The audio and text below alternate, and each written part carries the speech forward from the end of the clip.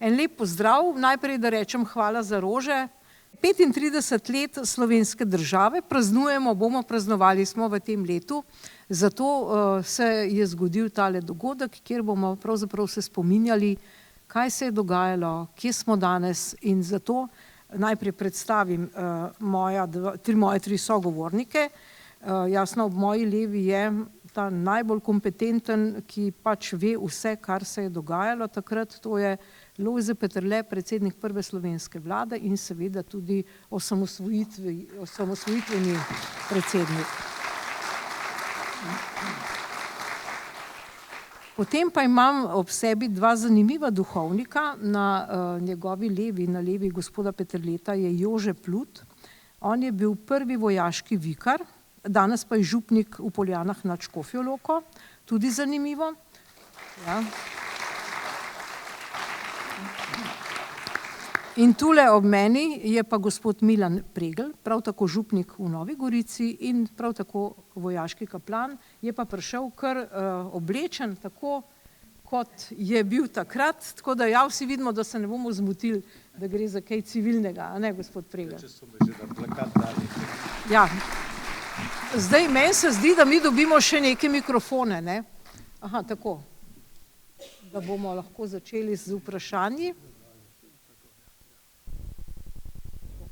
Dobro, zdaj seveda najbolj logično vprašanje po 35 letih, gospod Lojze Peterle, a smo se za to borili? Dobro večer vsem skupaj, dragi domoljubi in demokrati, osamosvojitelji, veterani in vsi, ki vam ni vseeno, kako je z nami. Sem z veseljem sprejel vabilo na tole srečanje,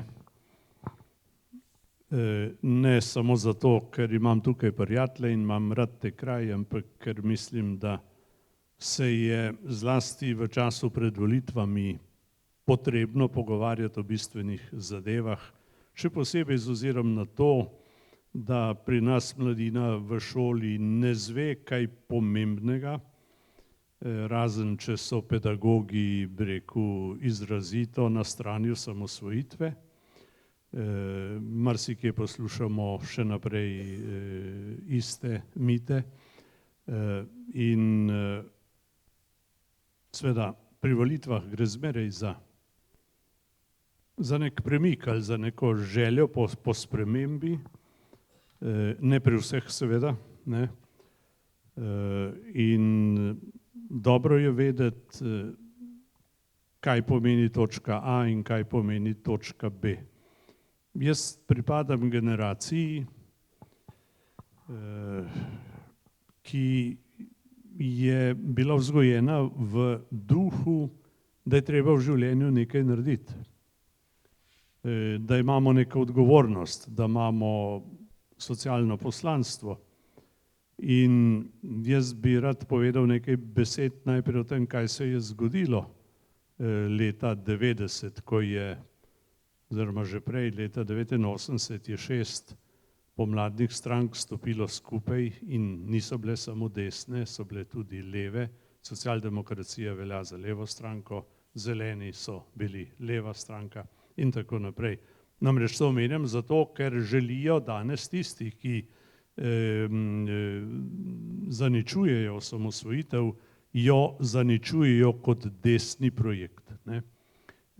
Zato pravim, da ni bila samo projekt krščanskih demokratov, ki so sicer presenetljivo zmagali prve demokratične volitve, ampak je bil projekt široke palete slovenskih strank. Danes je marsikomu težko verjeti, da je bilo to mogoče. Danes mislim, da bi 6 strank težko definiralo skupni cilj, ampak pustimo se presenetiti. Zdaj, k vprašanju, ali smo se za to borili? Ta stavek poznamo iz neke druge situacije.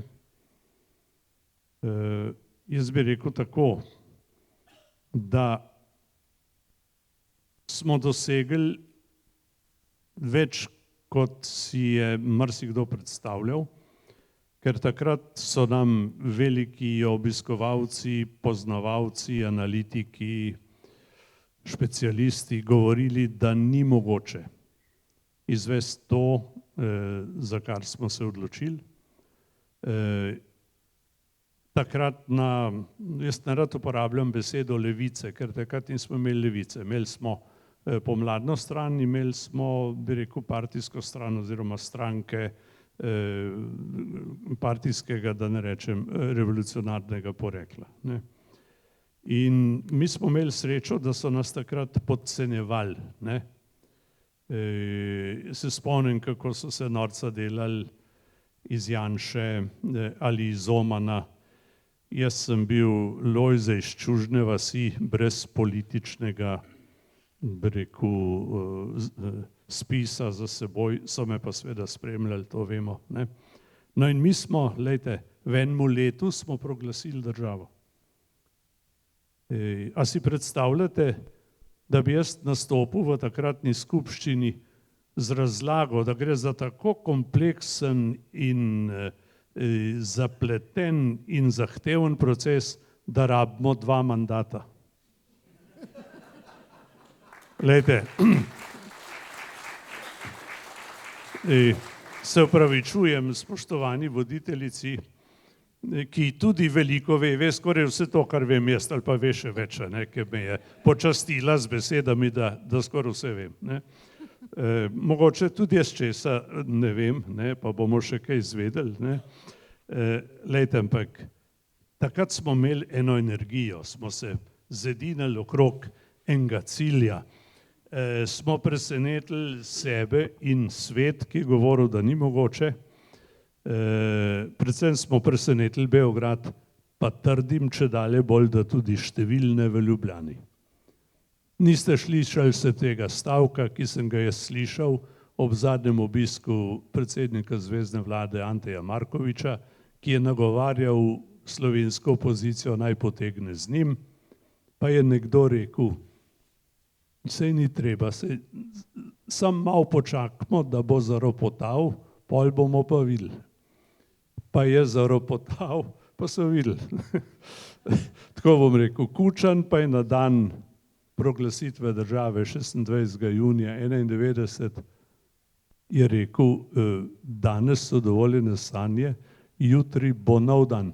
Ni rekel, da v jutri svoboda, da bomo osamosvojeni in marsikdo šele danes razume, da je napovedal, da bo padlo po nas.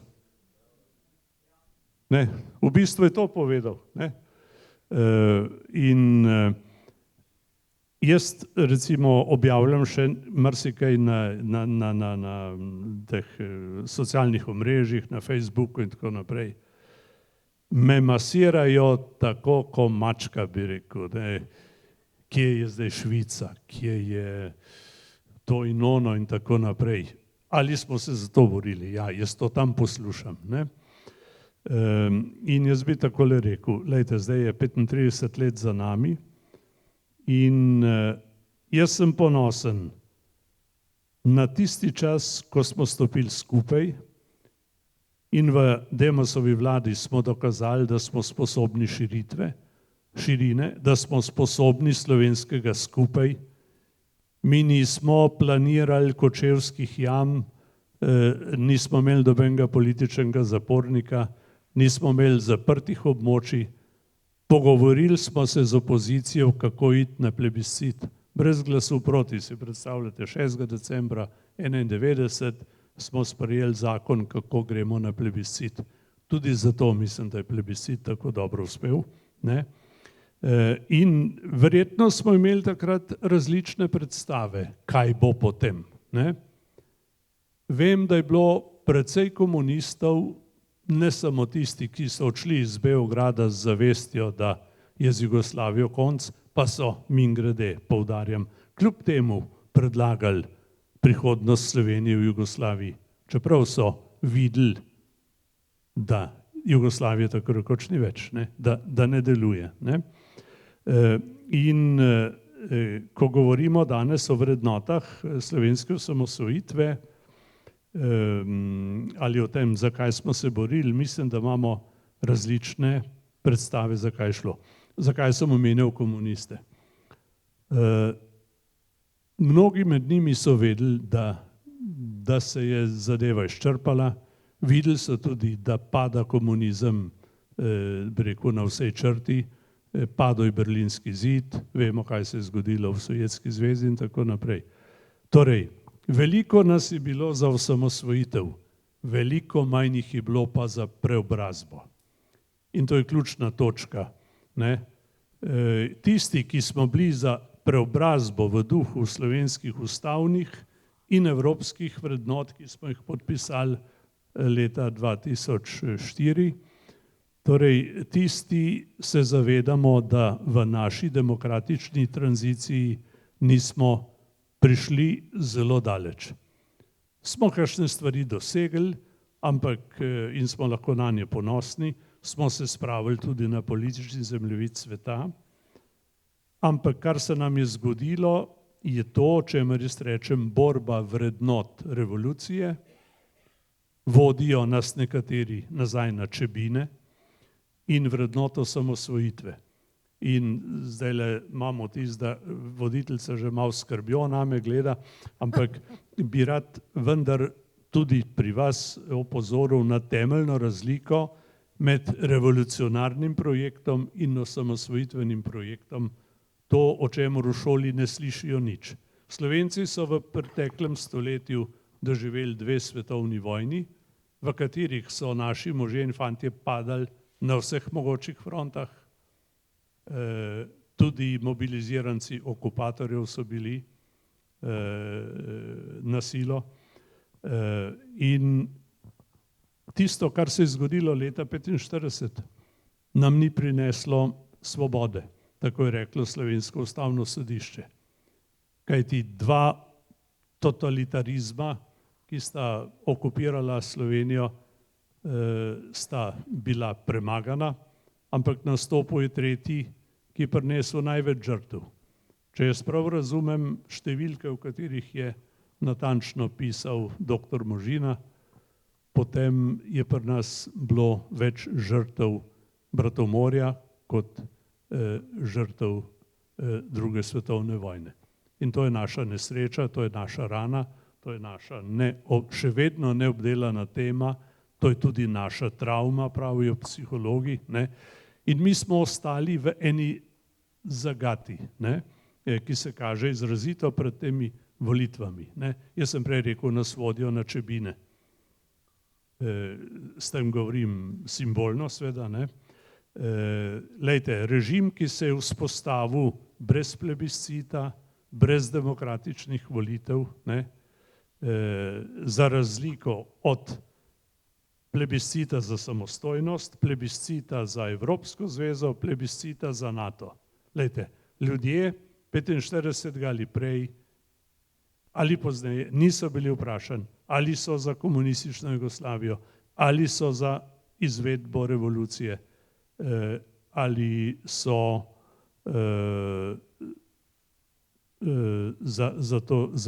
se pravi za komunistično družbeno ureditev, ne. Pravi, v tem je velika razlika. Vse, kar smo, pa še to bi rekel, je tudi ena velika razlika. Demos ni šel v boj za Slovenijo zato, da bi pridobil oblast. Pridobili smo jo 8. aprila na Cvetno nedeljo, zmago Demosa, ki je nastopil državotvorno idejo. Takrat so se ljudje prvič odločili, prvič v zgodovini so imeli priliko, da se opredelijo, ali so za samostojno državo. In večino so dali strankam, ki so to predlagali. Brez tega plebiscita ne bi bilo, pardon, brez te zmage na Cvetno nedeljo ne bi bilo nobenega plebiscita. Me sprašujejo, ali smo imeli plan B. Nismo ga imeli. Mi smo rekli, gremo.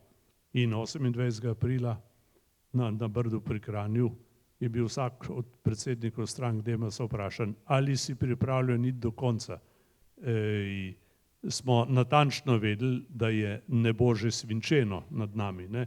Pa so vsi predsedniki rekli, gremo do konca, ne? Torej, to je če bi imeli, mislim, plan B bi bil, da bi bil jaz danes z mojo ekipo pogrešan, pa še veliko drugih. Ne? Mi nismo razmišljali o planu B, mi smo rekli, to bomo naredili, videli smo priliko in smo šli v to. Zdaj, jaz ne bom razlagal, kako in zakaj in kdaj je Demos razpadel, se da o tem z različnih vidikov dolgo govoriti. Dejstvo je torej, da imamo danes po toliko letih, ob tem, da je samo slabo četrtino demokratičnega časa so vladale pomladne stranke in še manj časa samo pomladne stranke. Ko imaš zraven levo stranko, moraš dajati tudi kakšne ideološke koncesije, smo videli. Ne? Skratka, danes imamo mi eno, jaz bi rekel, žalostno mešanico revolucionarnih vrednot in osamosvojitvenih vrednot. Kako pa gleda ta oblast na osamosvojitev, je pokazala z ukinitvijo muzeja osamosvojitve, pa tudi ukinitvijo dneva spomina na žrtve revolucije.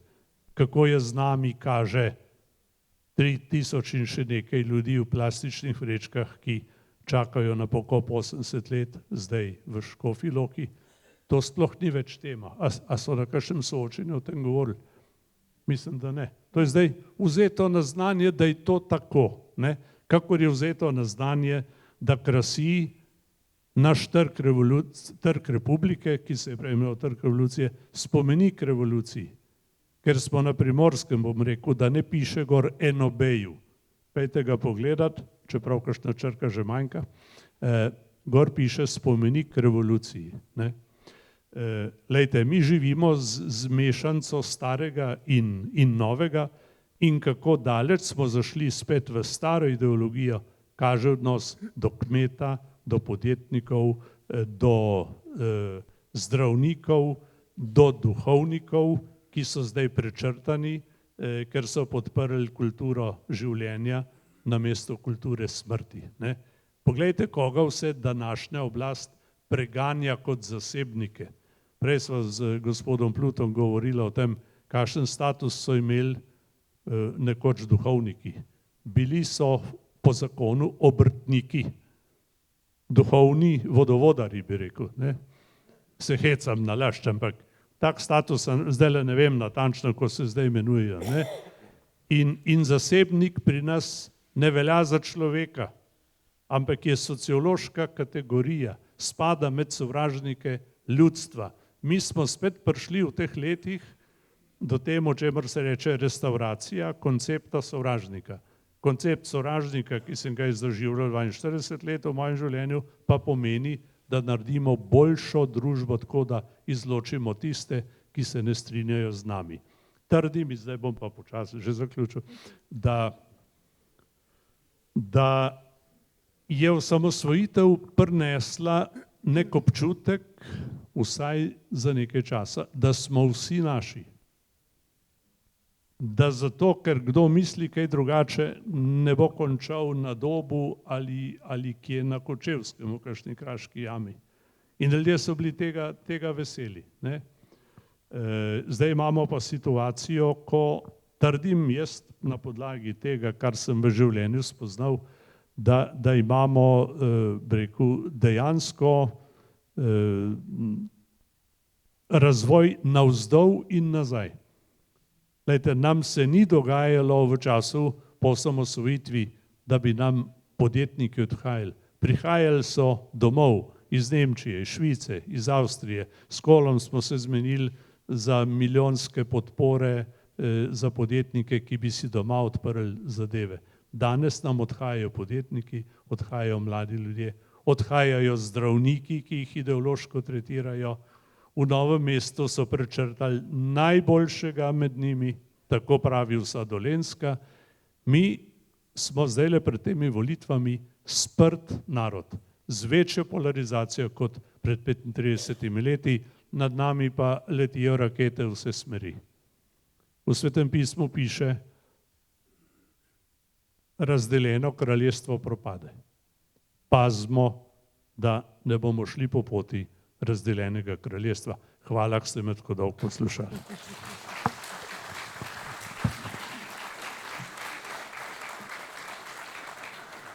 Gospod Jože Plut, vi ste bili, kot rečeno, prvi vojaški vikar in se seveda spoznate, bom tako rekla, na domoljubje, ne, predvsem v vojski.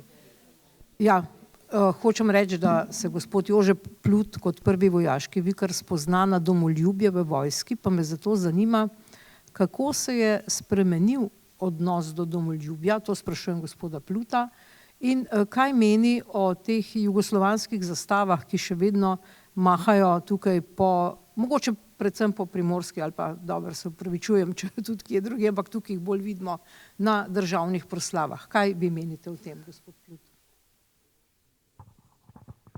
Bom začel s kratkim odgovorom še na vprašanje, ki ste ga zastavili Lojzu. A se je splačalo boriti? Seveda se je. Imamo svojo državo, imamo demokracijo. Ali bi lahko bilo boljše? Seveda bi lahko bilo boljše. Ali bi lahko bilo slabše? Morda še malo, ne? Ampak tole imamo. In tudi to, da mi lahko govorimo, zdaj je sad tega, kar se je zgodilo pred 35 leti. Bom povedal takole, midva z Milanom, ki so bila kar nekaj let tudi v vojski, med tistimi, ki so začeli mašo za domovino v ljubljanski stolnici pa na Brezjah, je prišla pobuda strani nas vojaških duhovnikov. Takrat so se začele malo bolj številčne maše za domovino in so tudi naši škofje sprejeli to pobudo. Ko so mene poklicali v vojno takrat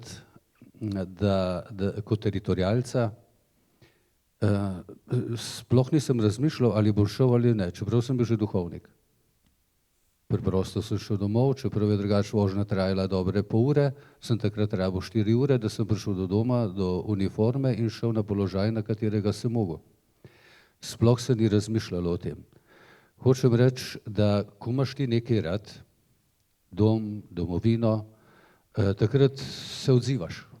Preprosto, ko je treba narediti korak naprej, ko je treba stopiti skupaj, boš to tudi podprl.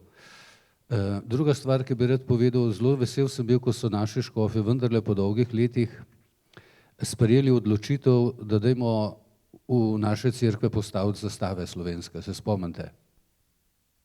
Prej je bilo redko v katerih cerkvi, naši slovenski cerkvi, kot da bi bili še vedno na 2 polih, a ne?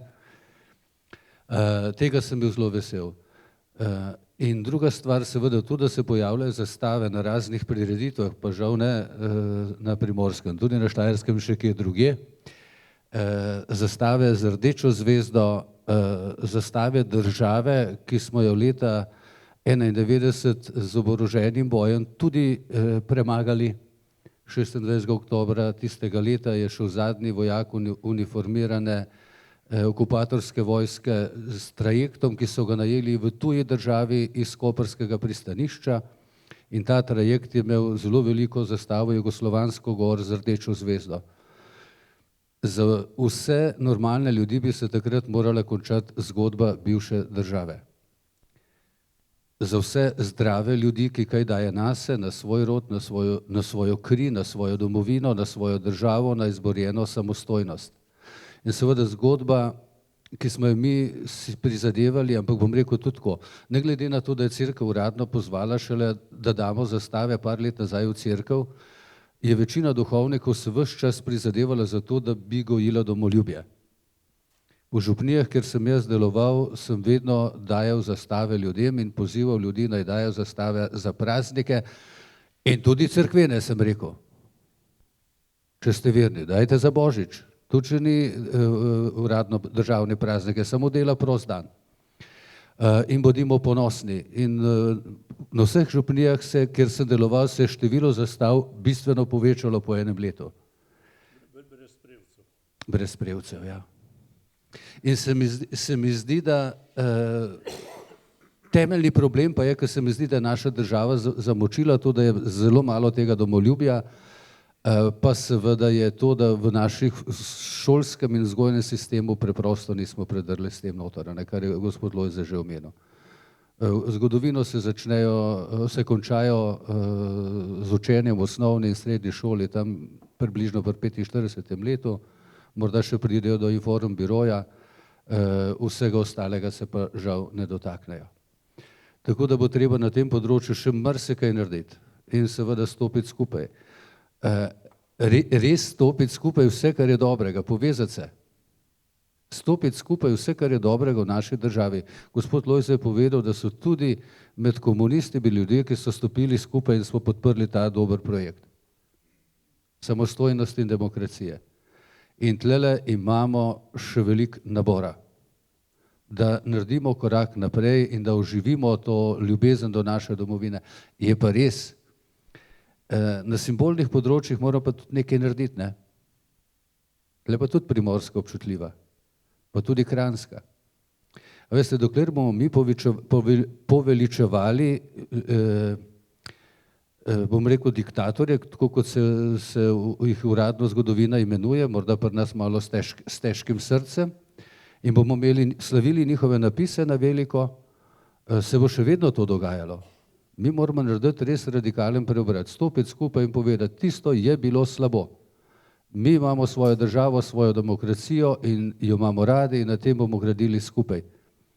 In za nazaj, kar je bilo slabega, je treba preprosto priznati, preprosto vzeti v zakup. In ne bo šlo drugače. Taka je matematika. Zdaj, ko sem šel jaz kot študent, še kot bogoslovec v času Juge, na Dansko, ker sem pričakoval, da v Avstriji sem videl, da imajo veliko zastava, ne? Ampak ko sem prišel na Dansko, tam je na vsakem dvorišču drog z malo stilizirano dansko zastavo. Zdaj, kdaj bodo drogovi po vseh naših slovenskih dvoriščih z slovensko zastavo, in ko jih bo tu dovolj, boste videli, bodo tudi druge, če bodo še ostale, kdaj pa kdaj se bodo preprosto zgubile. Da ne bom predolg.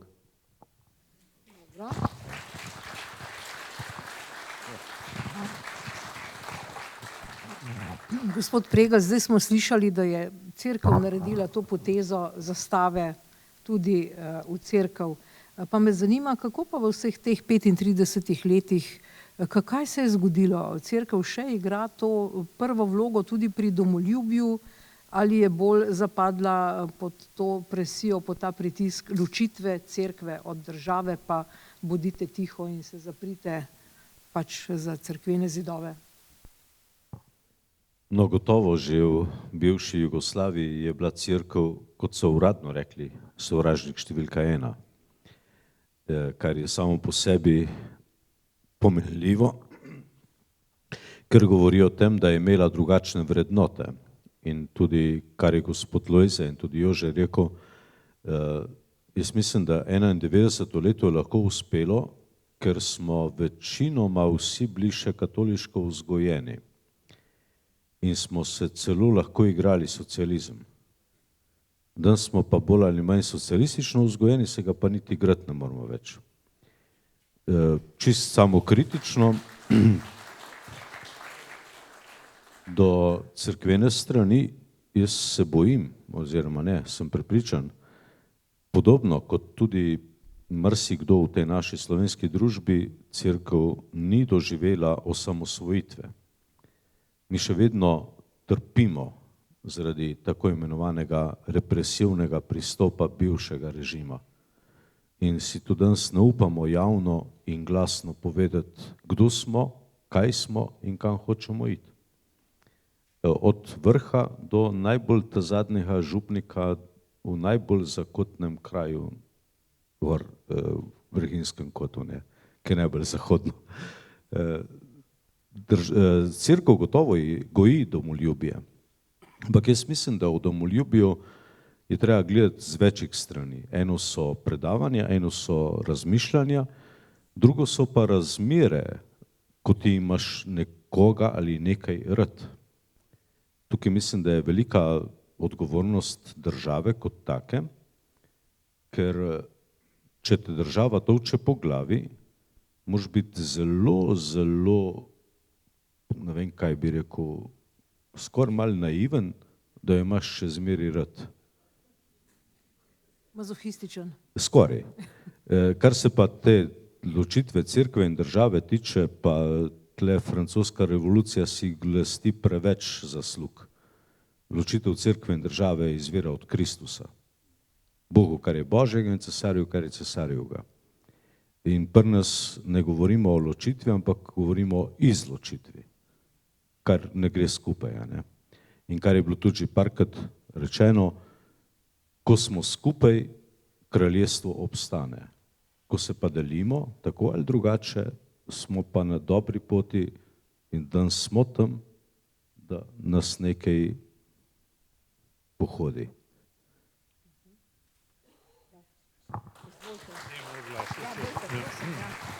Ja. Sem prav vesel, da se gibljemo vsebinsko v tej smeri in bi rad dodal nekaj na temo cerkve in ločitve od države. Verjetno ste bili pozorni na zahtevo neke skupine civilne družbe, da se razveljavi referendum o evtanaziji, zato ker je cerkev prestopila svoje okvire. Te besede so starejšim še znane, to razumemo, če slišimo tak stavek. Ne? Ampak jaz sem že v parih intervjujih opozoril na nekaj, kaj ta odnos do tako imenovane cerkve pomeni. Ti ljudje na podlagi komunističnega pogleda na cerkev, o kateri smo se morali učiti še na univerzi, če si hotel na sociologiji do leta 90 dobiti dobro oceno, si se moral norčevati sami sebe, pa reči, da pripadaš neki srednjeveški ustanovi, ne? Če se blago izrazim. Ne? Se spomnim knjige profesorja Čarnija na to temo. Ne?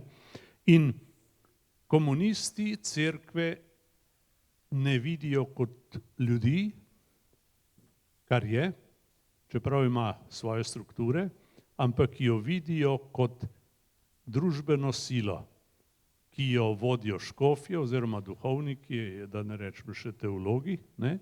In oni nas tako obravnavajo. Ne? Ko smo v parlamentu, ni treba škofa vprašati, kje naj gre avtocesta. Ne? Nimamo procedure soodločanja, tudi v Bruslju tega ni. Ne? Je pa v Lizbonski pogodbi en člen, pri katerem sem jaz nekoč tudi sodeloval, ki pravi, ki se zavzema za reden dialog evropskih inštitucij z evropskimi cerkvami in priznava cerkvam prispevek k evropskemu razvoju. Ne? Se pravi, tam je priznanje plus odprt dialog. Ne? Pri nas, torej kaj hočem povedati, ti ljudje vernikov ne vidijo kot cerkev. Za njih so cerkev škofje in oziroma strukture, ne? Še kakšna komisija za tisk, ki kaj reče. Ne? In v čem je problem?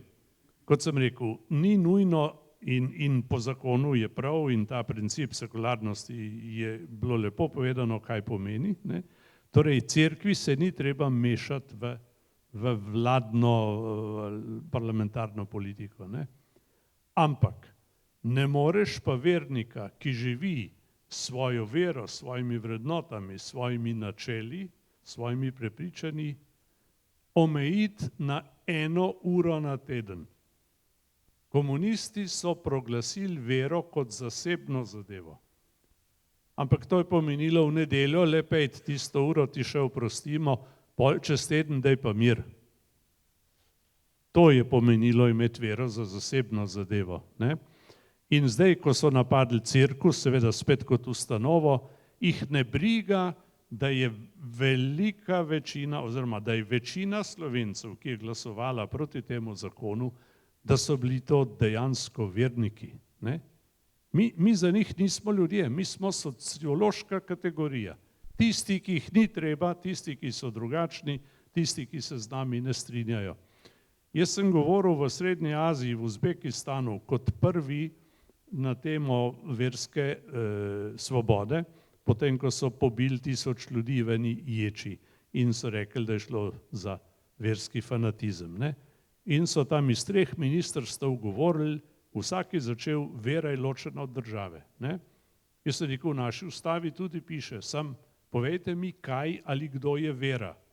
Ali so vera duhovniki, ali so cerkvene stavbe, mošeje in tako naprej, ali je doktrina, svete knjige. Ne? Jaz sem rekel, a ni glavni element vere vernik, državljan, ne, ki živi s svojimi vrednotami ves čas in ga ti ne moreš ločiti od njegove vere. Ne. V tem je razlika, ki je naša levica ne zapopade oziroma tega preprosto ne vidi, ne čuti in ne sprejema. In še nekaj bom rekel, tudi v zvezi s preteklostjo za metodologijo. Ne. Mi živimo v 2 Slovenijah. V zgodovini smo imeli situacije, ko smo se kot narod sprli. Smo živeli situacije, ko smo živeli drug z drugim. Zdaj živimo drug mimo drugega. Tako, a ne, une strani, čist nič ne zanima, kaj nas boli, kaj predlagamo, za kaj se zavzemamo. Mi smo uni, ki bilo bolj, da jih ne bi bilo. Ne? Malce karikiram, ampak ne veliko. Ne? Smo, še tole povem, pa zaključim. V Škofji Loki smo govorili o škofjeloškem pasijonu, ki se na vsake tuk časa ponovi in bo spet letos. Ne? In so se eni čudili, kako da strukture občine, ki niso ravno, rekel, demokrščanske, ne, zakaj jim je težko sodelovati pri tej zadevi. Ne? In potem smo govorili, kaj je sporočilo škofjeloškega pasijona, ki je zapisan kot edini pasijon v UNESCO-vi dediščini. Ne? Sporočilo je odrešenje. Je koga na levi pa zanima odrešenje? Mi tukaj preprosto ne moramo sodelovati, njih zanima predstava, tam je pisano, je živahno, konji in križani in tako naprej. Ne? Ampak to ni njihov svet. Ne? Oni tega sveta ne jemljajo za enakovrednega, za dobrodošlega. Jaz bi si pa želel, da bi ta naša tako zvana slovenska levica prišla enkrat v situacijo, da bi rekla, dobrodošli kristjani, povejte, kaj si želite, povejte, kaj predlagate. In jaz bi pričakoval od kristjanov, ne, ampak mislim, da jih ni treba k temu pozivati, naj levica pač tudi svoje pove, pa se pa malo usedmo, pa se zmenimo, kaj bi bilo dobro za Slovenijo. Ne moramo imeti vsake 4 leta drugačnega zdravstvenega sistema, drugačnega odnosa do zdravnikov, drugačnega odnosa do življenja. Ne? In jaz upam, da se izteka ta čas polarizacije, ko gre bolj za to, kdo bo koga, zdaj le izrazito, poglejte si soočenja, kakor pa kaj bomo naredili skupaj. Še enkrat trdim, osamosvojitev je prinesla tudi občutek in olajšanje slovenskega skupaj.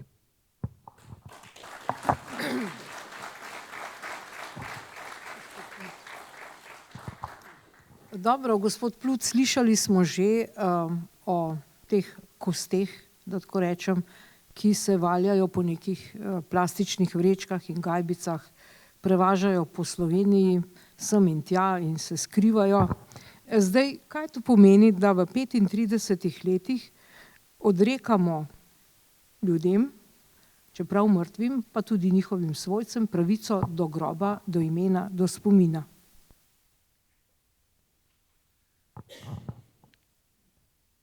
Ti ljudje, ki jih imamo po vrečkah, zdaj so ta zadnji del, ki je bil skopan pod Macesnovo Gorico, kar 3500 jih je v Škofji Loki, so šli z ene garaže, z enega hangarja, bi rekli v vojaškem jeziku, v malo majčkeno bolj dostojen prostor, ampak je bistveno, ne. Ti ljudje so bili zbrisani, ne? Ti ljudi so slekli. Morda so imeli samo spodnje perilo, ko so jih v jame, pred jame dali in jim dali šus v zatilje. In nekateri so padli noter še živi, večinoma na pol živih, a ne, nekateri so tudi preživeli. Skratka, že tam, ko so jih ubijali, so delali z namenom, da se jih izbriše, da jih ni, da preprosto ne obstajajo. In to so številke, ki so v nebo vpijoče, ne? Nebo vpijoče. Gospod Jože Možina bi znal to bolj natančno povedati. Koliko število je pobitih na Slovenskem po drugi svetovni vojni, samo po vojni. Če še malo pomislimo na številke, pa si rečemo, v redu je bila vojna, ampak da je po vojni tako številka Slovencev pobiti, pa še drugih na slovenskih tleh. Na Štajerskem, na tisti širini avtoceste, se veste, koliko je avtocesta široka, tam na tistih proti Tankovskemu jarku, razumete, da nekaj tisoč ljudi sem tam leži pobitih, kar so jih izkopali. Pa še takrat je komi javno zvedla, skoraj na silo je prišlo tisto na dan, ne? In večina tankov je še polnih. Pri nas so pobili preko 100.000 ljudi, ne? Po drugi svetovni vojni. In še vedno so vsi brez imena, še vedno so v vrečkah, še vedno ni spoštljivo, še vedno imamo bloke na jarkih, še vedno imamo kakšne vrtce ali pa šole, ki ležijo zlasti tam okrog Celja, ki so postavljeni na kosti naših prednikov. To so ljudje. To so ljudje. In dokler bomo mi hodili po kosteh in se delali, kakor da tega ni, po kosteh ljudi, se ne bomo osvobodili, resnično ne bomo sposobni narediti kot narod korak naprej, ker vse to, kar je gospod Lojze povedal, pa Milan, pa kar govorimo, to je vse povezano, veste. Mi moramo pogledati resnici v oči za nazaj, da bomo lahko naredili korak resničen zdaj v tem trenutku, ali pa upam, da čim prej, za naprej, za naš narod. In tem ljudem je treba preprosto dati ime, priimek in jih dostojno pokopati. Vse. Veste, tudi tiste, če bom rekel, če kdo od tistih, ki so bili po vojni pobiti, pobil še druge, pa še kje ležijo, tudi njih je treba izkopati in jim dati ime in priimek. Preprosto vse. Poglejte, kaj delajo Američani. Kaj delajo Nemci. Pravzaprav, kaj smo tudi v naši prejšnji državi naredili za padle okupatorje na Slovenskem. V Ljubljani na Žale, pojdite pogledati, kako lepo je italijansko pokopališče padlih v drugi svetovni vojni. Pa nemško. Oziroma uradno avstrijsko menda. Se ni tako pomembno. So križi z imeni. In to pomeni priznati človeku, da obstaja. In to zanikanje je v bistvu na nek način zadnji uboj, umor človeka. Ko mu ne priznaš več, da si bil, se pravi, te slečemo, te ubijamo na skrivaj, še veste, da so te jame na Kočevskem zlasti, pa ne sem tam, tudi druge. So jih minirali še desetletja po vojni, samo zato, da se ne bi nič prišlo. In še zdaj preprosto ta molk, se pravi, brezimenskost pobitih mori naš slovenski narod, ne? In žrtve prihajajo na dan in bodo, kosti govorijo in bodo spregovorile, dokler ne bo vsaka kost imela svojega imena in priimka. In še več bi se jaz drznil, daj bomo rešili, takrat, ko bo vsak ko zdaj samo stegnenice pobiramo, ne? Ko bo vsaka stegnenica imela narejen DNK in bodo povedali, čigava je. In če ne morajo celega človeka dobiti v svoj grob domači, če ga želijo, da bodo dobili vsaj njegovo stegnenico. Da se bo vedelo, to je pa naš star oče. Jaz se spoznam, jaz sem na Dolenjskem doma in tam je ena naša soseda, ki je izgubila tri brate in očeta, vse po vojni. In ko smo bili leta, malo je bilo že 90, kdaj tam v Kočevskem, takrat smo hodili še pod Krenane, ker smo mislili, da je bilo tam ta glavna stvar, tudi križ je postavljal, tisti lesen, oziroma kovinski lito železni, se spomnite. In je prišla svoja družina, že predno smo mi prišli z našo, čeprav mi nimamo nobenega tam. Ampak smo šli pogledati, a ne, ker vsi to smo zaznamovani s tem. In ona je tam jokala in rekla, jaz bi samo rada vedela, a so tle pokopani ali so kje druge. Verjetno niso bili, ne, kot vemo, pod Krenom. Verjetno je ena od teh stegnenic, ki je zbrana ali pa posebej nekje v kakšni škatli ali pa med ostalo, kar je zbrano med kostmi v Škofji Loki. Zato mi se moramo osvoboditi. Narod je svoboden takrat, ko gleda na svojo preteklost pošteno. In ko ne hodi preprosto več po kosteh. Ko bodo šole vodile otroke v kočevski rok. Pa hkrati tudi, ko bodo, če sem še malo še na drugo stran povem, ko bodo 25. oktobra, ne glede na to, kateri dan bo zazvonili cerkveni zvonovi in zatulile gasilske sirene, ker je ta dan šel zadnji naš vojak, oziroma vojak z rdečo zvezdo iz Slovenije, ker smo vsaj na simbolni način končali z diktaturo rdeče zvezde. In mi moramo na teh simbolnih področjih, in to, pokop nisem simbolika, pokop je resnica. Za človeka gre, za ljudi, za prednike, naše prednike. In to je veliko število.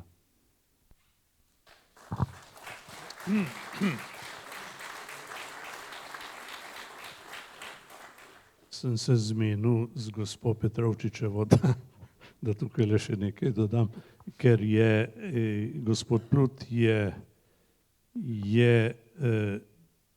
povedal tisto bistveno, v čemer se tako razlikujemo. Za nas so ljudje tisti v vrečkah, za one pa niso. To je grozna razlika. Če pogledate, kaj je govoril Janković o tem, glejte, za tako na uno stran so to sovražniki, so izdajalci, so odpadek zgodovine. Tisti, ki smo pa živi in gledamo drugače, se nas pa hitro označi za fašiste. Jaz sem to večkrat doživel. To je normalna zmerljivka. In v Ljubljani ste lahko videli tudi napis, nekje na enem mostu, še premalo smo jih. Glejte, to je stanje slovenske družbe. In jaz se spomnim, ko smo, glejte, sem na naš nekaj spomnil, leta 1953, ko je umrl Stalin, sem bil star 5 let. In v naši hiši so šivali, ker na 1 hektaru se ni dal preživljati in sta mama in oče malce šivala in so ljudje prihajali. In jaz se spomnim, da so ti ljudje, ki so govorili drugače normalno, da so pa v nekem trenutku začeli pa zelo tiho govoriti. In stavek, ki so ga povedali, ko so prišli k tam, je bil: Stalin je umrl. Tako, čist potih so govorili. Jaz nisem razumel, kaj so povedali. Sem pa videl, da so govorili zelo potiho. In tako potiho se je govorilo tudi o Rogu. In če skočim naprej do Kocbekovega intervjuja, ki je nekako dvignil v zavest poboje, jaz se spomnim, koliko časa se je še govorilo o napakah. Lansko leto sta pa Musarjeva in Kučan uporabila iste besede, ki jih je Tine Hribar že večkrat prej izgovoril, sta pa rekla, da je šlo za zločin.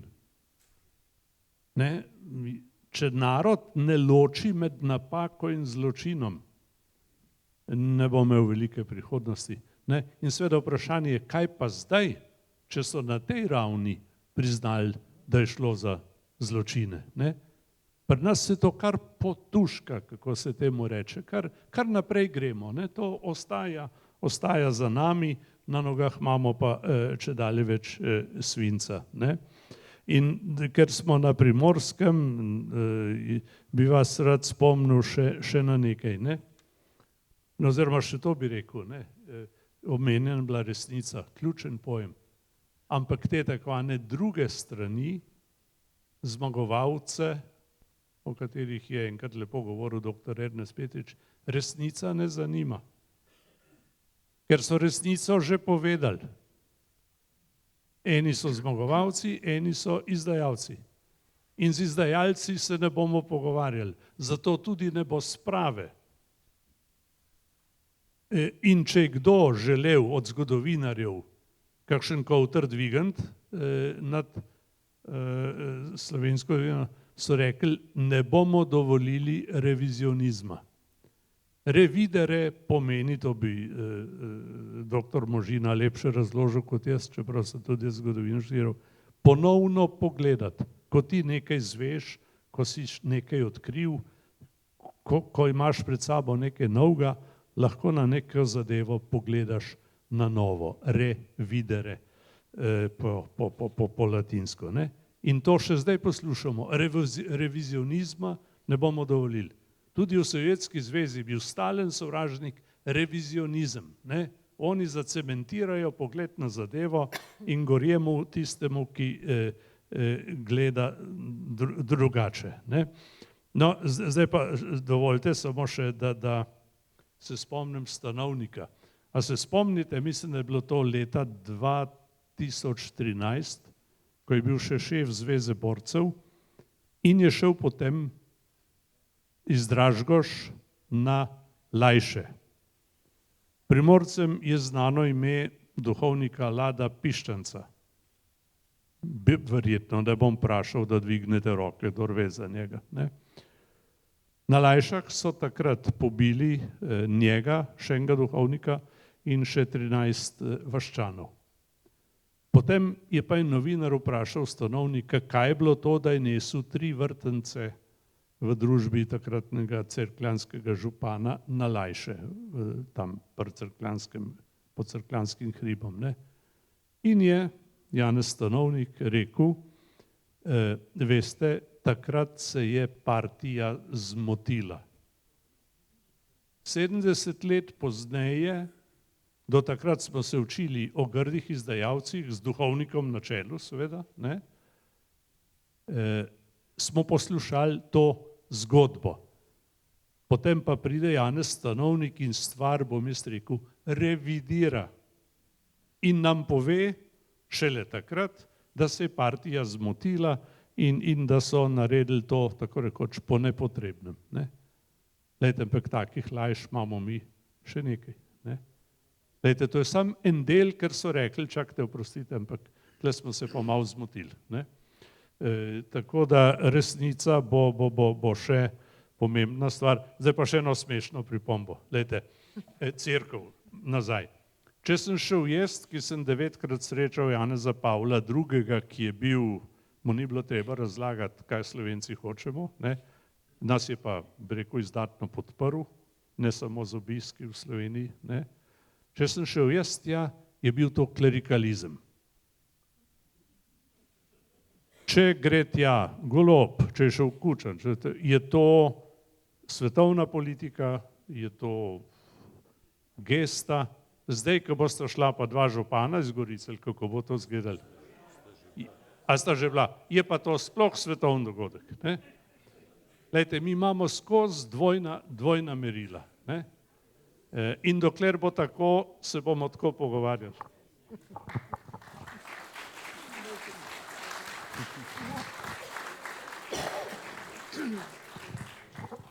Torej, gospod Pregl, kaj bi se moralo zgoditi, da bi se tudi duhovno osamosvojili? No, predvsem, ker smo v postnem času, moramo do neke vrste spreobrnenja prijeti. Ne? In kot je bilo že tudi rečeno, tudi z vso odgovornostjo in človeškim dostojanstvom pogledati na preteklost, se soočiti s tem, kar se je zgodilo in predvsem si priznati tiste, za moje pojme, temeljna izhodišča, ki nas še danes tlačijo k tlom. In to je podedovano iz prejšnjega sistema podeljevanje privilegijev. Ker ko ima nekdo privilegij, ne bo delal drugače, kot tako, kot se od njega pričakuje. In težko se je odreči nečemu, kar ti je bilo podeljeno, če s tem na nek način ogrožaš svojo, kaj pa vem, kaj bi rekel, komoditeto. In da bi se duhovno osamosvojili ali pa prišli nazaj do nekega človeškega dostojanstva, mislim, da se je treba vrniti k tistim osnovnim temeljem krščanstva, ki smo ga tudi v vojski dostikrat poudarjali pri vojakih, a ne? Kdo je človek? In od tukaj vse izvira. Ko si odgovorimo na to vprašanje, da smo v bistvu ustvarjeni po Božji podobi in s tem tudi odgovorni ne samo zase, tudi za druge, tudi za družbo, tudi za vse, karkoli se dogaja okrog nas, od politike, strankarske in tiste vsakdanje, do gospodarstva, bomo težko se resno jemali. Sami sebe, kaj šele drugega. In mislim, da imamo priložnost in da nam tudi ta družbena ureditev, ki ji trenutno pripadamo, to omogoča. Seveda, če se znamo postaviti na svoje mesto, če znamo, hočemo, zmoremo zahtevati tisto, kar nam pripada. Ne z nasiljem, ampak tisto krščansko dobrohotnostjo.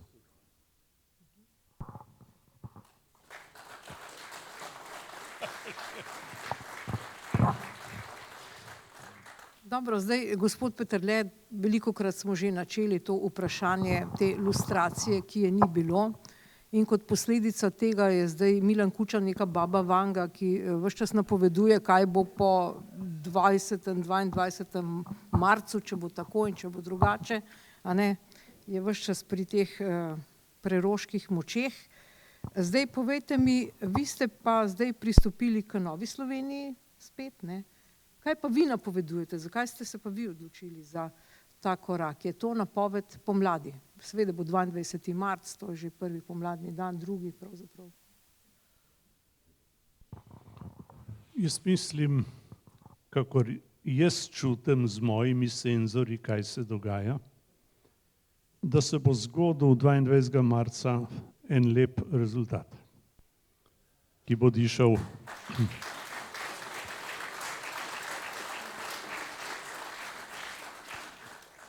dišal po pomladi. Ampak pomlad bo odvisna zelo, to mislim, da je prejle eden že pred vrati rekel, kaj se bo začel dogajati 23. marca. In zdaj imamo mi za seboj že kar nekaj izkušenj, mogoče tudi kaj modrosti, ne? In jaz sem te dni z ženo na rehabilitaciji v Strunjanu. Tam je veliko ljudi na berglah in zgleda, da ko si na berglah, si malo bolj ponižen. In se zelo veliko pogovarjamo. Eni pravijo, zmagali bomo, eni pravijo, vprašajo, a bomo zmagali, ne? Eni pravijo, zmagati moramo, eni pa sprašujejo, koga voliti. No in jaz jim pravim, če vam je to všeč, kar imamo zdaj, pol morate te voliti. Če vam pa ni všeč, pa dajte voliti malo drugače. Ne? In kar me pa najbolj veseli te dni, sem majčkeno prebral Kučanov intervju. Je podoben njegovemu intervjuju v Corriere della Sera leta 1989, ko je napovedal revanšizem. Dajte, oni zmeraj namalajo sovražnika, da ne rečem hudiča. Ne? In če ti identificiraš sovražnika, se legitimiraš, da ga tepeš. To je njihov model, to vrtijo ves čas. To je bistvo komunističnega pristopa k urejanju družbenih zadev. Oni čistijo ta svet zato, da bo boljši. In kot smo rekli, pa odstranjujejo tiste, ki jim ne pašejo. Ne? Lejte, kar mene, bi rekel, ob vsem tem najbolj veseli, je pa to, da srečujem mlade ljudi. Obeh spolov. Sem srečal zadnjič ene študentke, ki organizirajo politične delavnice oziroma pogovore pred volitvami. Ne za stranke, ampak za osebno odgovornost. In sem si zapisal z rdečim pisalom, kaj je ena rekla. Je rekla, mene ni več strah.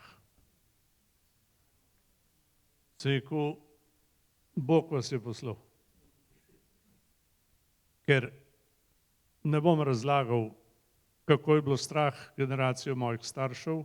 Moj oče je podpiral partizane na začetku, bil potem deportiran na Rab, njegovega očeta so ubili že na poti, bil potem še deportiran v Reniči, prišel tam peš domov, potem so ga že vrgli med mrliče, pa so ga prijatelji skupaj še enkrat pobrali.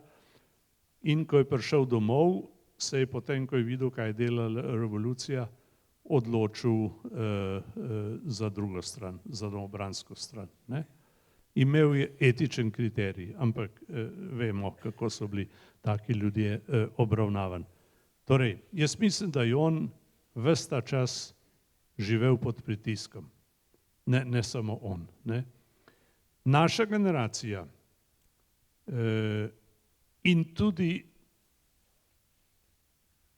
bi rekel, še generacija za nami, smo jo še poslušali, bi rekel, se je kar strinjali z geslom, preteklost nas ne zanima, pozabimo na preteklost, to nas je Kučan pozival, ne vem, zakaj Dražgoš ne pozabimo. Ne. In ljudje so rekli, boljš ne to, pustimo to, nima smisla. Ne. Ko pa vidim gospoda Možino z veliko hvaležnostjo za to, kar dela, za to, kar razkriva, ne.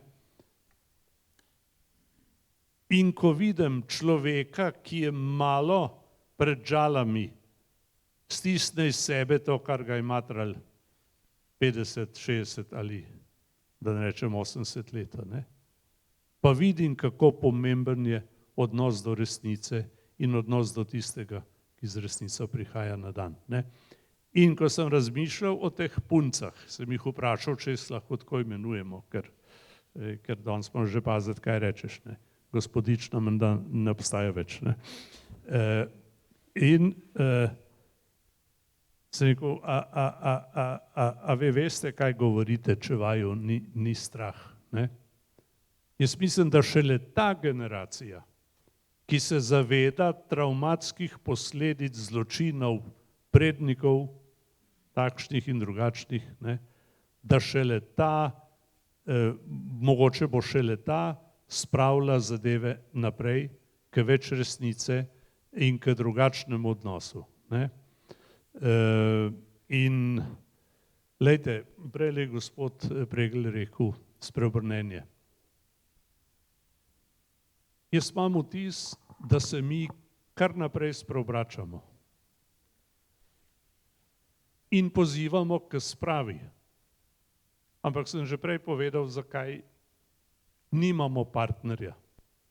Ker tisti, ki mislijo drugače, ne vidijo nobene potrebe, da bi se karkoli spravljali s komorkoli. Ne? Mi smo pač žrtve tega mita, ne? Ki se ga da zelo enostavno uporabljati in ga tudi uporabljajo in danes tepejo zasebnike od kmetov do duhovnikov, ne, da zdravnikov ne omenjam in tako naprej. Danes kaj je problem? Par zasebnih vrtcev, katastrofa za levico, par zasebnih šol, niti 10 ni menda. Katastrofa, če pogledate po Evropi, lejte, ne. Imamo, zdaj mečkeno moram še ekonomijo omeniti, smo država bivšega komunizma, ki ima največji delež državnih podjetij, državne lastnine. Zakaj? Zato, ker pol naši lahko veliko stvari urejajo in veliko pokasirajo. Zelo po domače, lejte, bolj domače ne znam razložiti. In zasebnik je zdaj, naj bo zdravnik, ki je zato, da ljudem pomaga, naj bo duhovnik, naj bo kmet in tako naprej, je sumljiv. Ja, kako se boš pa ti počutil v državi, v kateri si nezaželen? Pa imamo pol naše doktorje na Charité, najboljši bolnici v Berlinu, jih imate v Lövnu, jih imate tu in tam, nam ljudje odhajajo. In te naše tako imenovane levice to čist nič ne briga. Oni čistijo Slovenijo.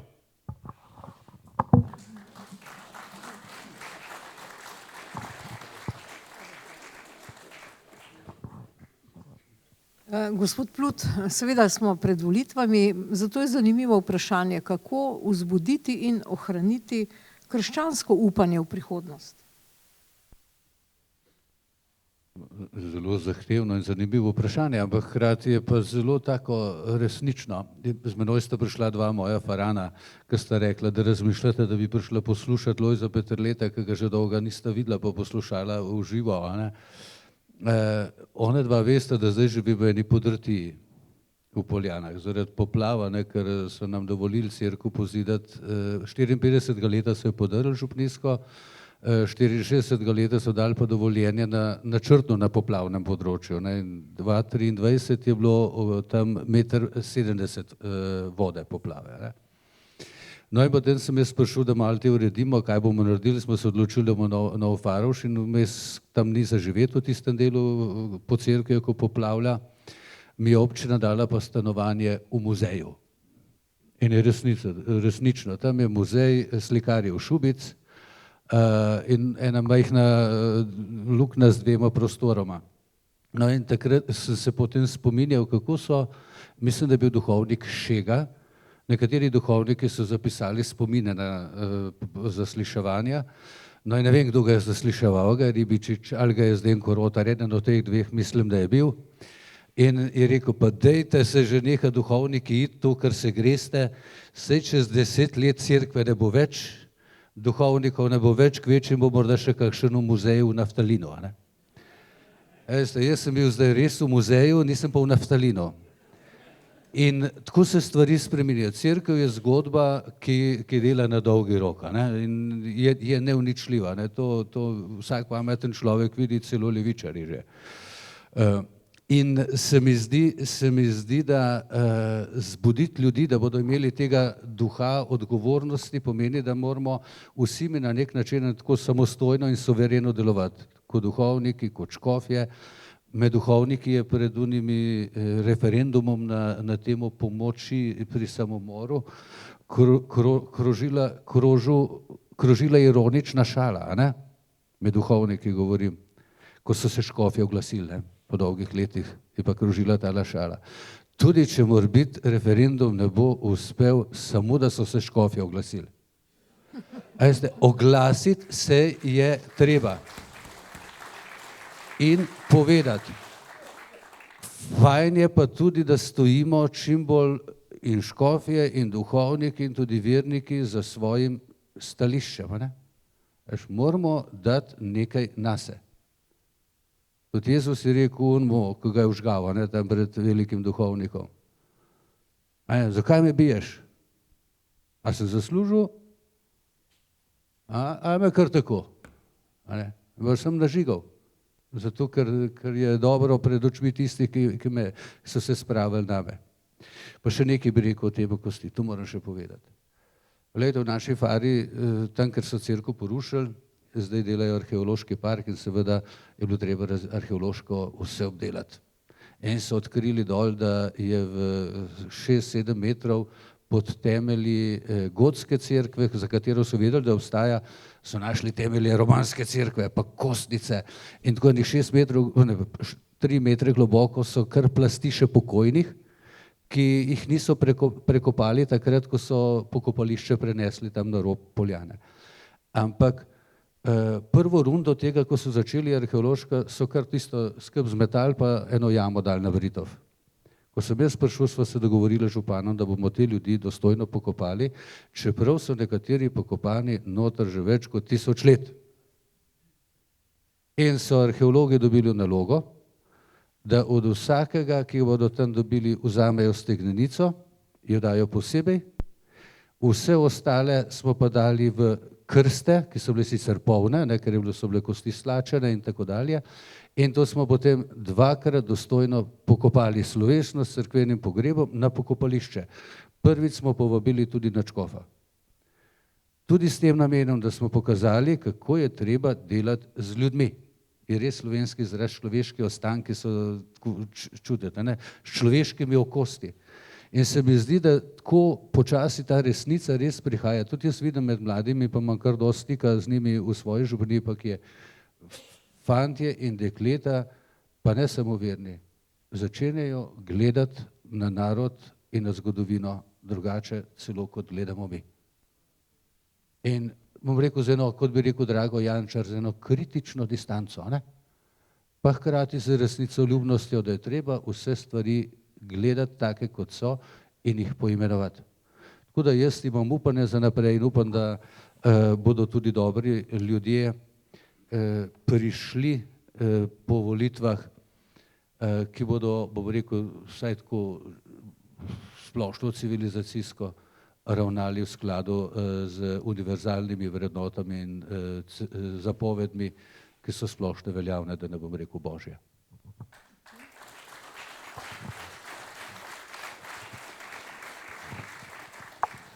Gospod Pregl, prišli ste oblečeni v to zelo zanimivo uniformo. Ona bi nam prav gotovo, če bi govorila, povedala veliko zanimivih zgodb. Pa vas sprašujem, kako pravzaprav lahko ohranimo notranji mir zdaj v teh časih, ko nam preti vojna praktično v bližini, vsak dan.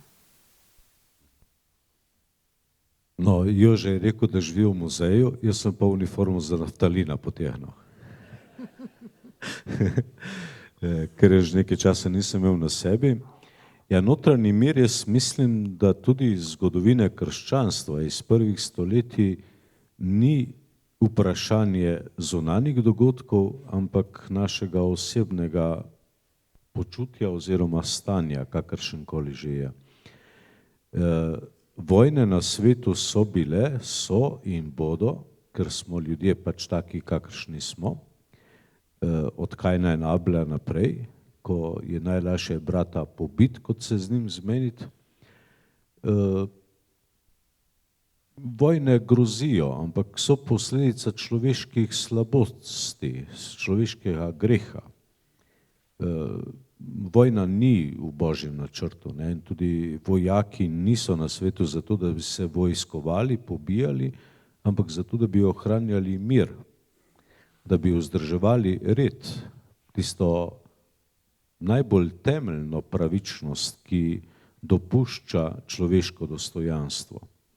In je tisto, kar običajno pomislimo, ko srečamo uniformo, neke vrste nasilje, ta zadnja točka v življenju vojaka. Saj si nihče tudi v vojski ne želi vojskovanja.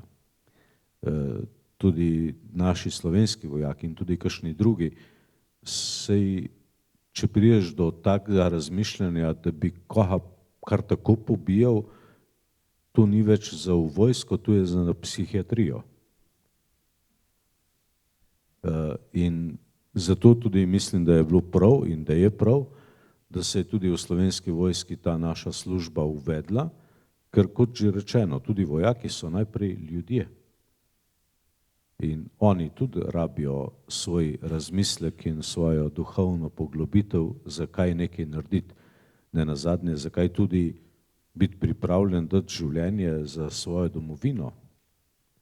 Začeli smo z domoljubjem, ne? Ampak kaj je večja ljubezen kot to, da daš samega sebe za nekoga? In vojak ni vojak zaradi tega, da bo nekoga sovražil, ki je pred njim, ampak zato, da brani tistega, ki ga ima rad in ki je v bistvu za njim.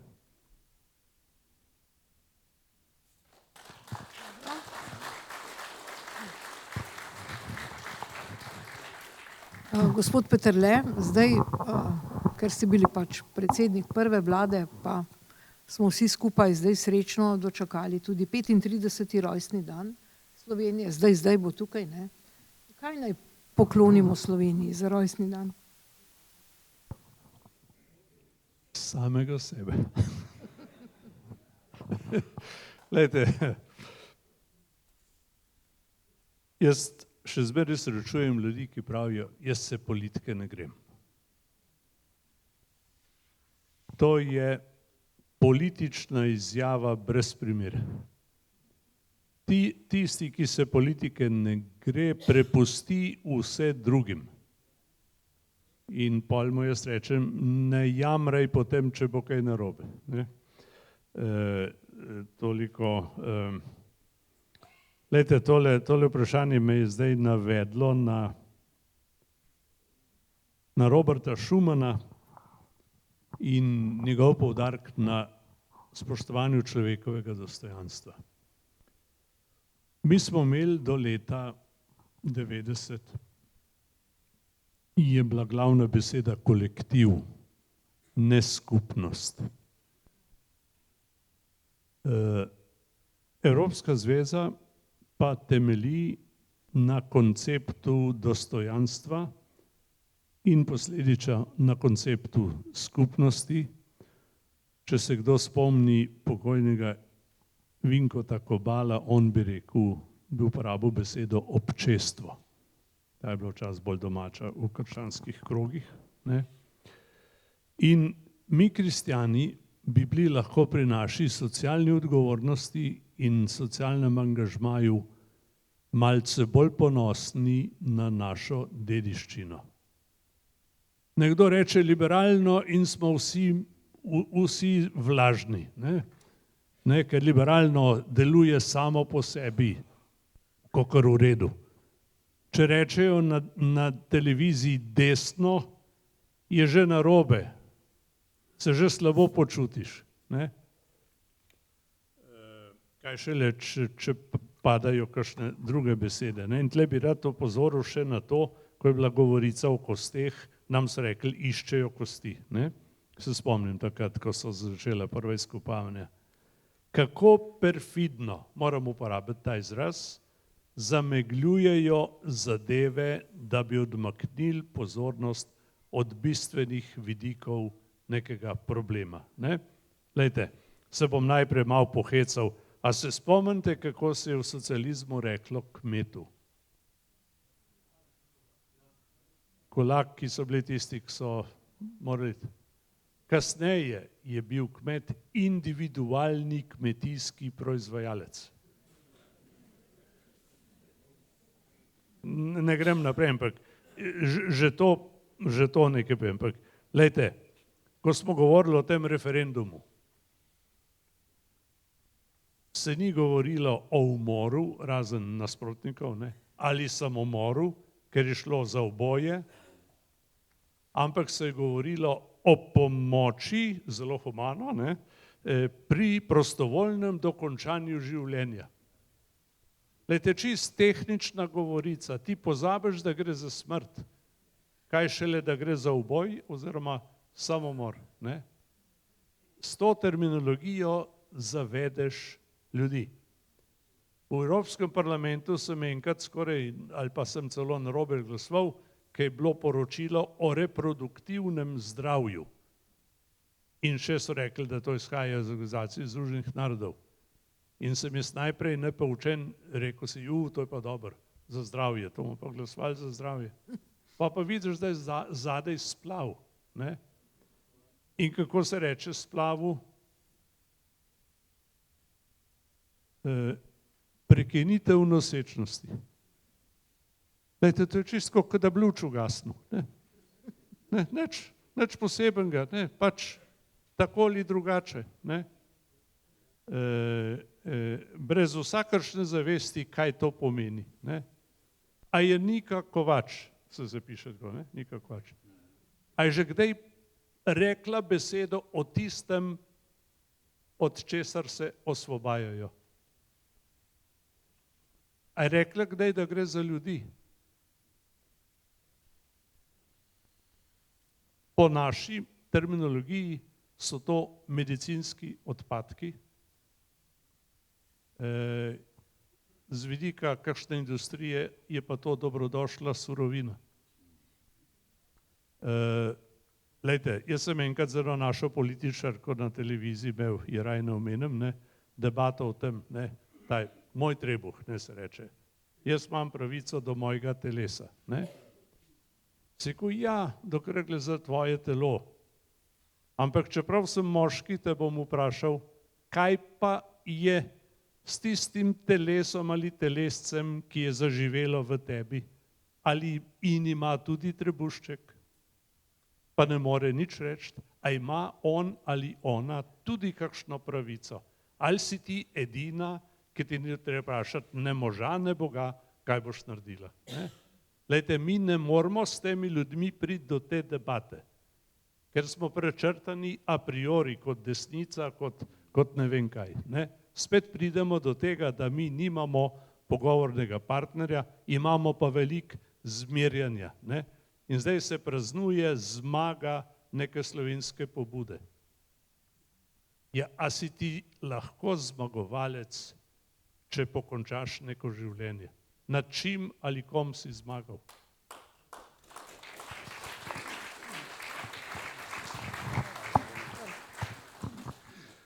Zdaj, ko sem tu duhovnik, moram še kaj z področja cerkvenega učiteljstva povedati. Prvo stvar bi rekel takole, drugi Vatikanski koncil, ne vem katerem dokumentu, je rekel takole, dokler bo obstajalo človeštvo, bo obstajala realna nevarnost vojne. To je pač resničnost tega sveta. In zdaj je samo pomembno, kaj mi nosimo v svojem srcu in tudi konec koncev, ali imamo vojake in državo, ki je pripravljena na to. Hvala Bogu, imamo majhna vojska, ampak večina teh vojakov, 16 let sem delal noter in vojak in podobno tudi policistov, takrat sem imel 800 evrov plače, ko sem bil noter navaden vojak, je bilo pripravljeno za 800 evrov umreti za to domovino pa ljudi. To kapo dol. Drug vidik je pa še, ki ga jaz takole v našem narodu še vedno čutim kot grozno, morda tudi posledica katolištva, da smo radi tiho, umirjeni, vmes pa zelo jamramo. Pa Sveto pismo pravi, veselite se z veselimi, jokajte z jokajočimi, nikjer pa ne pravi jamrajte z jamrajočimi. In en vidik bi še zdaj rad povedal, to je pa papež Frančišek omenil, pa verjetno tudi bo prej ali slej tudi papež Leon, pravi takole. Za kristjana je delo v politiki, če dela v skladu s krščanskimi vrednotami, eden najlepših izrazov ljubezni do bližnjega. In tudi tukaj bomo tisti, ki ste lajki, mi duhovniki ne smemo. Imamo tle enega narediti korak naprej. Iz dežele jamranja dvigant se in preprosto kaj narediti. Oziroma čim več narediti, koliko moramo. Se opravičujem, ker sem tam, nisem dokončal misli o Schumanu, Robertu. Glejte, on je bil kristjan in je v svetniški proceduri. In ko sem bil jaz v družbi nuncija gor v Bruslju in sem ga vprašal, kako kaj zadeva napreduje, ja, je rekel, bolj počas gre, pa vprašanje čudeža je tukaj. Veste, da je čudež pomembna postavka pri tem. In jaz sem rekel, kakšen čudež bi si še želeli ob čudežu Evrope, ki je osnovana na spoštovanju človekovega dostojanstva. In a ni to več, kot da je eden v Lurdu shodil? Da je Evropa zaživela iz tega izhodišča. In jaz sem malo prebiral, kaj se je dogajalo Schumanu. Ga niso, on je celo rekel, demokracija bo krščanska ali pa je ne bo. To je celo naš komisar, ki mislim, da ni ravno kristjan, napisal v knjigi za Evrope, ga je citiral. Ampak danes je problem, da tudi kakšni evropski krščanski demokrati ne razumejo več, kaj hotel Schuman povedati. Schuman je prevedel Tisto najbolj znano Kristusovo zapoved, ljubi svojega bližnjega kot samega sebe, je prevedel v politični jezik, v jezik o dostojanstvu. Ne? Mi imamo različne identitete, imamo pa isto dostojanstvo. Noben nima višjega, lepšega, boljšega, težjega. Ne? Pri dostojanstvu smo 1:1. In dokler smo 1:1, dokler se spoštujemo, tudi nimamo političnih problemov. Ko pa pridemo v to, kar je bilo prej govorjeno o privilegijih, ko se ima eden a priori za boljšega, ne? Za vodilnega, izveličavnega in tako naprej, pa pridemo pa v razlike, ki pomenijo tudi politične probleme. Čim bolj odrinjen, zapostavljen, prečrtan se nekdo čuti, tem bolj bo sveda protestiral. Ne? In tole, kar je Schumann uspel spraviti, prevesti iz Kristusovega jezika, sem prej rekel, da smo dediči neke, ne bom rekel ideje, nekega duha. Ne? Noben liberalc, noben socialist, noben ne vem kdo, ni vzpostavil večjega enačaja med jaz in ti, kot ga je Kristus, ki je rekel, ljubi svojega bližnjega kot samega sebe. Mi smo varuhi oziroma dediči največjega stavka na temo relacije jaz in ti. In vse se dogaja med jaz in ti. Vse drugo lahko pozabimo. Tudi v politiki. Ne? In ko bomo prav razumeli Kristusa, pa tudi Roberta Schumana, pa tudi kakšnega Slovenca na to temo, nam bo lažje tudi na dan volitev. Odločite se prav, hvala lepa, ker vam ni vseeno. No, zdaj bomo počasi zaključili, ker je že taka ura. Imam še dve misli, še dve vprašanji, pa seveda vam bom tudi dala možnost, da zastavite kakšno vprašanje. Zdaj, gospod Pregl, to me zanima, zdaj slišimo, nismo vsi enaki, eni so bolj pomembni, bolj enaki kot drugi. Povejte nam, bolj naši, ja, kakšni so obrazi revščine v Sloveniji?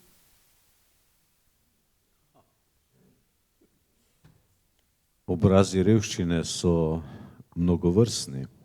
Na eni strani je materialna revščina, tista, ki je dejanska, ki izvira tudi iz socialne nepravičnosti ali krivičnosti države kot take. Na drugi strani je, dajmo reči, duhovna revščina, ki velikokrat rezultira tudi v namišljeni materialni revščini, ker to mislim, da sem tudi v času svojega vojaškega službovanja doživel ali pa dojel. Reven nisi takrat, ko nič nimaš, ampak takrat, ko ti veliko manjka. In nam v današnji družbi veliko manjka na vseh področjih. Revščina, jaz mislim, da tista najhujša je revščina našega duha, ker smo tako navezani na neke ustaljene prakse, na neke domišljene ali pa zamišljene ali pa željene situacije, da nas vse ostalo meče iz tira.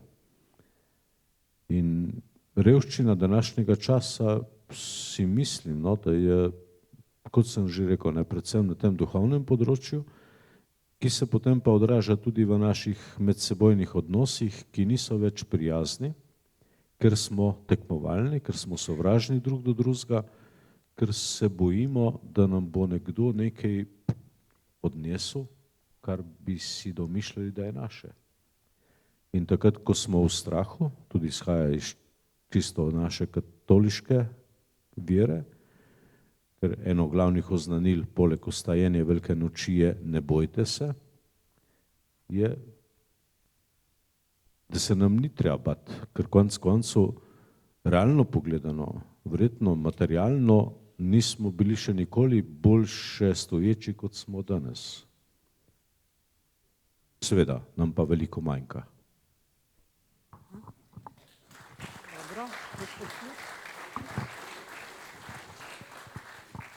Dobro, gospod Plut, zdaj, če bi morali napisati nek kratek blagoslov za Slovenijo ob njenem 35. rojstnem dnevu, katere bi bile ključne besede v tem blagoslovu?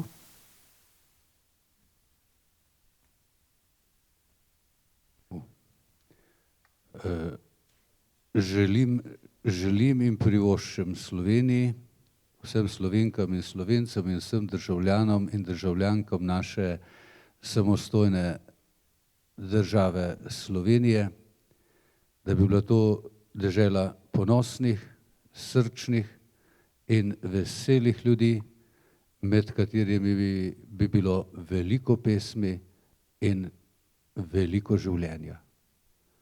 Vsak otrok je lepši.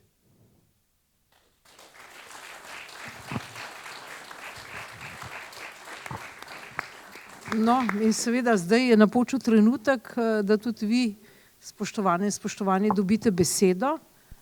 Imate kakšno misel, vprašanje? Dober večer, sem Boris Jakončič. Veste, da sem tudi kandidat pač v ponedeljek in bi rad prosil gospoda Peterleta kot skoraj 40 let, ki je v politiki, in da odgovori to, kar se je zgodilo v ponedeljek, smo dali ta oglasni pano tu blizu na poti v Miren in ostalih še 4, to po Primorski. In ta pano je zmanjkal preko 24 urah. Ga niso izrili pa vrhli v jark, temveč ukradli in ga odnesli. Tudi še to, da ne bo kaj narobe, jaz imam povsod dovoljenje, da lahko postavim in tudi tam soglasje lastnikov. In kako vi mislite, kaj je to za ena poteza, ali res nas hočejo utišati, ali nas ne marajo? Kaj je to, da je nekdo, še da se razumo, ne vem, kdo je bil, jaz sem policiji pripravil, prijavil, ne obtožujem nobenega, ker ne vem, kdo, s kakšne strani, kdo in kaj, kaj ta poteza pomeni. Hvala. Ja, ne jemljem tega dejanja proti vam kot izraz velike ljubezni.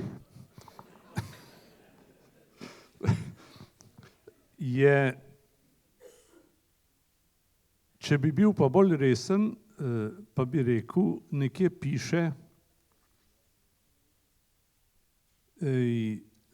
malce po svoje bom to povedal, boste znamenje, ki se vam bo nasprotovalo. Na to je treba računati. Stopiti v politično areno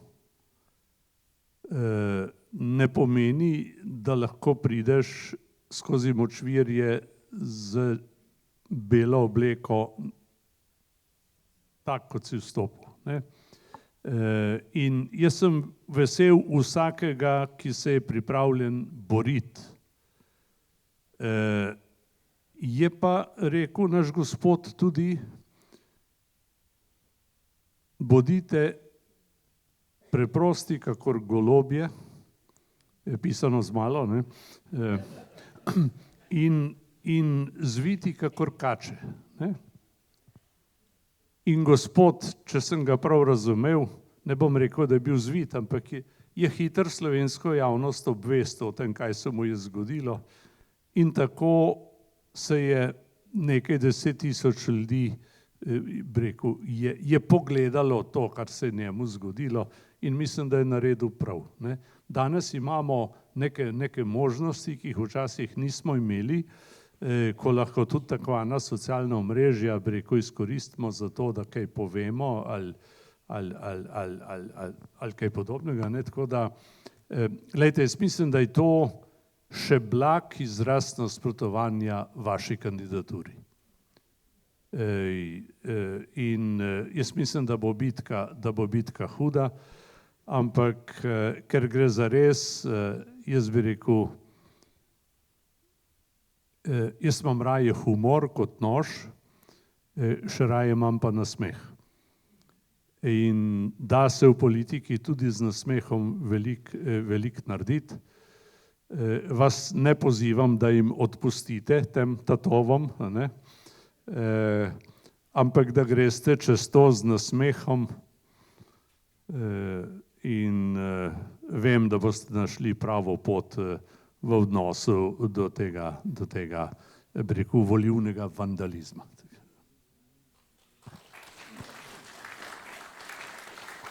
Dobro, imamo še eno mnenje, gospa. Torej, pozdravljeni, Teja Jelina. Eno misel moje, potem pa se navezujem na vas, gospod Peterle. Namreč prej ste govoril o odnosu levice proti cerkvi. Jaz sem vstopila v vero na polovici svojega življenja, kasneje še v politiko. In ko grem k maši, mi je bilo najbolj fascinantno, sicer že od svojih kolegov sem velikokrat slišala, kako komunisti sedijo v prvih vrstah cerkve. In zdaj seveda, ko grem k maši, si sežemo v roke, ne? Torej damo si roko miru in tako naprej, ampak hkrati, ko pa pride ven iz cerkve, pa vemo, kaj voli ta levi, ne? Zdaj, mene to pa blazno me fascinira to, ker ne najdem v bistvu ta pravega odgovora, sicer prijatelji, znanci, kolegi mi povejo, ampak še vaše mnenje. Torej, levičar gre v cerkev, sedi v prvi vrsti, moli Boga, prosi odpuščanja greha, ampak ko gre ven, je pa druga zgodba, ko se vem, veste to, vsi veste in tudi smo se večkrat že pogovarjali o tem, ampak me res zanima tudi vaše mnenje. Torej, ko so zunaj cerkve, je pa popolnoma druga zgodba, od slabih komentarjev do žalitev. Vaše mnenje, oziroma tudi mogoče gospoda župnika tudi. Hvala. Ja, se bom najprej oslonil na vašo besedo o gospodih župnikih, ne, in bi vam rad povedal, ker smo govorili, gospod Plut je zelo dobrohotno govoril o tem, kaj smo dosegli, ne. In dosegli smo tudi to, po pol stoletja diskvalifikacij vere, cerkve, krščanstva, da imamo v slovenski cerkvi in policiji duhovnike. A veste, kakšna groza je bila to za naše nasprotnike, da se je to veste, to se ni zgodilo kar tako, na 1, 2, 3, ne. Zato se je bilo treba precej truditi, ne. In jaz sem strašno vesel, da sem danes v družbi dveh duhovnikov, ki delata, oziroma sta delala v vojaških strukturah. To pomeni, da smo vojaku priznali ne samo človeški status, ampak tudi versko svobodo, ne. In vojak ima pravico tudi do verske oskrbe. In jaz mislim, da so duhovniki dodana vrednost ne samo po domoljubni plati v Slovenski vojski ali policiji. Zdaj pa k temu, kar ste vi povedali, to je, bi rekel, malce komplicirano, ne? Ker jaz nisem nikoli jemal kristjanov za enotno politično kategorijo. Glejte, mislim, da če bi šli statistiko pogledati, ker itak večina je bila mobiliziranih, ne, pri enih in pri drugih, ne. Glejte, ljudje niso iz čistega ideala golih rok odšli v hoste, ne, tako kot beremo. Večina je bila mobiliziranih. So prišli, pa so rekli, fantje, gremo. Ne, kdor je bil pa proti, pa ni nujno še dolgo živel, ne. In glejte, jaz mislim, da je bila večina pri partizanih, ne, da so bili kristjani. Ne, ker je bila takrat itak večina slovenskega prebivalstva je bila bliže 100% kot 90-ih še verna ali formalno verna, ne. Jaz bi rekel, kristjani so bili večina na obeh straneh, ne. Ampak iz tega še nič ne izhaja, ne. Pomembno je, kdo komandira in za katero stvar, ne. Ko si ti pred ukazom in ko se reče streljati, vemo, kaj sledi, ne. Tako da jaz ne računam oziroma nisem nikoli računal, da bodo kristjani kar vsi za eno stvar oziroma za eno stranko, ne. Mogoče je koga celo motilo leta 90, da se je kakšna stranka sklicevala na krščanske vrednote. Jaz se spomnim, ko smo hodili od vasi do vasi, od srca do srca, sem na več krajih slišal, čakajte, ampak a vi mislite, da je politika za kristjane, a ni to za une? Ne? Lejte, tako so nas oprali, ne, možgane, ne, da je to za izvoljence, za une, mi smo pa drugorazredni državljani. Ne.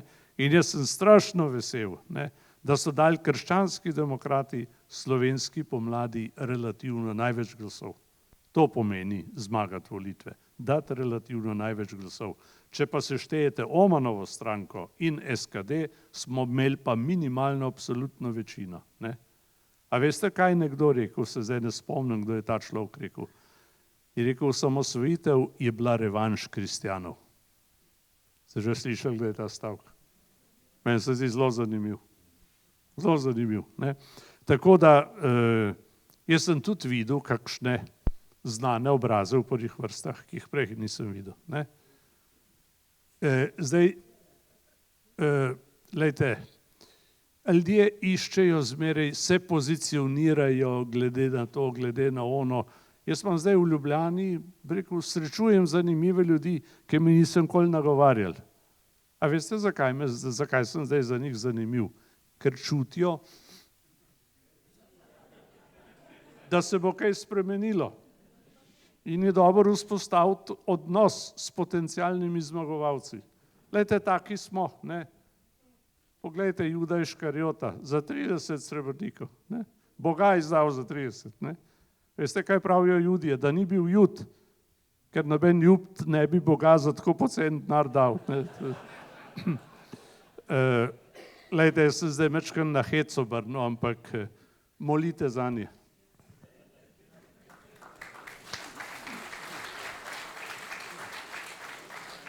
Dobro, imamo še kakšno mnenje, vprašanje?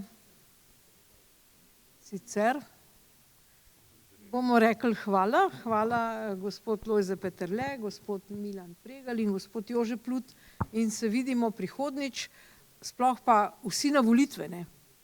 Ja.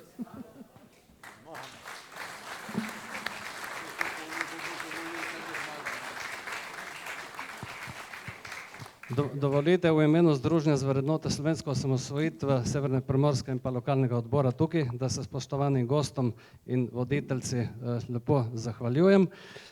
Tukaj imamo malo primorskega, da boste pokušali doma eno kapljico. Za gospo voditeljco imamo tudi rožico, ki se spodobi za ženska. In zunaj bomo pa skupaj nazdravili domovini. In lep večer še v nadaljevanju vsem skupaj. Hvala lepa.